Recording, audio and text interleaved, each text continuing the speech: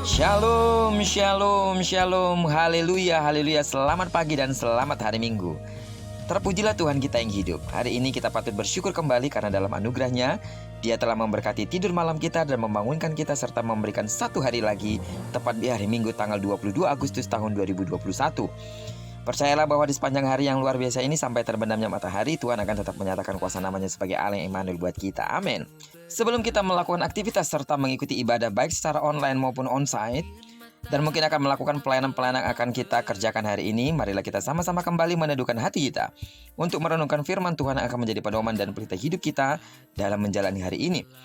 Hari ini kita akan tetap melanjutkan perenungan kita dalam pembacaan Alkitab satu hari satu pasal yang akan kita ambil dari pembacaan 21 hari bersama kitab Hakim-Hakim.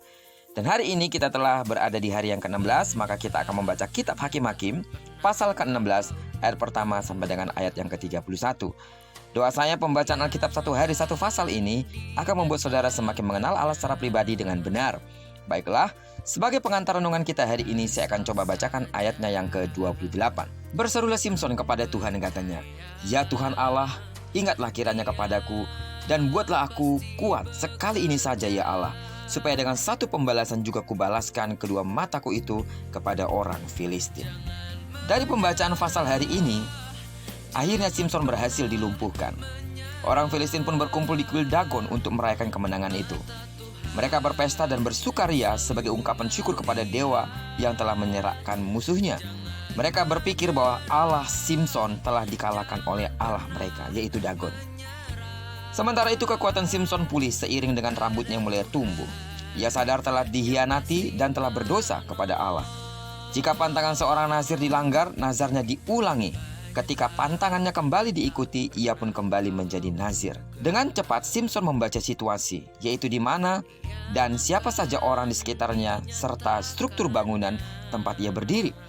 Ia meminta agar dilepaskan oleh anak yang sedang bertugas menuntunnya itu. Alasannya, ia ingin bersandar seolah kelelahan. Lalu ia berseru kepada Allah seperti apa yang sudah kita baca tadi. Lalu ia meruntuhkan kedua tiang penyangga bangunan itu dan membunuh 3.000 orang Filistin, para rajanya dan dirinya sendiri. Peristiwa itu melemahkan bangsa Filistin dan membantu kemenangan bagi Israel dalam pertempuran di Eben Hezer. Simson telah menggenapi misinya. Kematiannya adalah pengorbanan demi menyelamatkan bangsanya. Namanya tercatat sebagai salah satu pahlawan iman Israel dalam kitab Ibrani pasal 11 ayat 32. Sidang jemaat Tuhan yang saya kasih dalam nama Tuhan Yesus, dari perenungan kita hari ini kita belajar bahwa kita pasti pernah terpuruk dalam dosa dan merasa hidup tak berguna. Seolah-olah tidak ada lagi hal baik yang mampu kita berikan. Dalam hal ini sebaiknya kita segera bertobat dan mengakui dosa itu. Sebab pertobatan akan memberi kekuatan baru sehingga kita menemukan kembali arti dan tujuan hidup kita. Kekuatan ini juga yang memampukan kita untuk menyelesaikan misi Allah sampai tuntas dalam hidup kita. Amin. Dengan berserah penuh pada kuasa Tuhan, mari kita memohon kepada penguatannya untuk menjalani hidup seturut maksudnya. Pertobatan adalah solusi.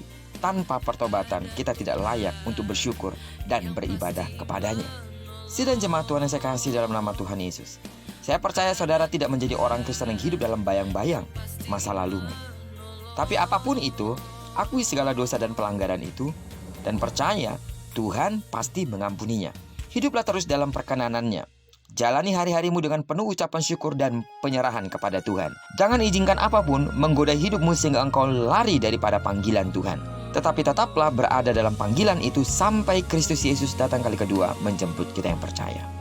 Pertobatan itu sangat dibutuhkan setiap waktu dan setiap saat. Pertobatan adalah kesadaran akan segala kesalahan dan pelanggaran kita. Pertobatan itu berarti kita percaya Yesus Kristus menyucikan dan menguduskan kita dengan kuasa darahnya. Amin. Kiranya ibadah kita hari ini dilandasi pada dasar hati yang telah bertobat di hadapan Tuhan. Serahkan segala kesalahan dan pelanggaran-pelanggaran itu, sehingga apa yang kau bawa hari ini ke rumah Tuhan, pujian, penyembahan, doa, persembahanmu menjadi sebuah dupa yang berkenan kepada Tuhan. Dan kiranya pelayanan yang kita kerjakan hari ini menjadi sebuah pelayanan sungguh-sungguh berkenan kepada Tuhan, karena kita melakukannya dengan hati yang tulus dan kudus di hadapan Tuhan. Amin. Diberkatilah kita sepanjang hari ini dan digenapi firman yang berjanji bahwa apa yang dikerjakan tangan kanan dan tangan kiri kita dibuatnya berhasil. Kemanapun kaki kanan kaki kiri kita melangkah, di sana kemuliaan Tuhan akan dinyatakan. Dan diberkatilah semua hal yang kita kerjakan dalam rumah Tuhan hari ini, pelayanan-pelayanan dan penyembahan serta persembahan yang kita bawa di rumah Tuhan. Diberkatilah kita semua. Doaku bagi sidang jemaat Tuhan yang masih bergumul dengan kondisi fisik, disembuhkanlah engkau di dalam nama Yesus. Dan bagi saudara memiliki beban, pergumulan yang berat, Tuhan mengangkat segala beban dan persoalanmu dan digantikan dengan sukacita. Terpujilah nama Tuhan. Selamat hari Minggu. Shalom.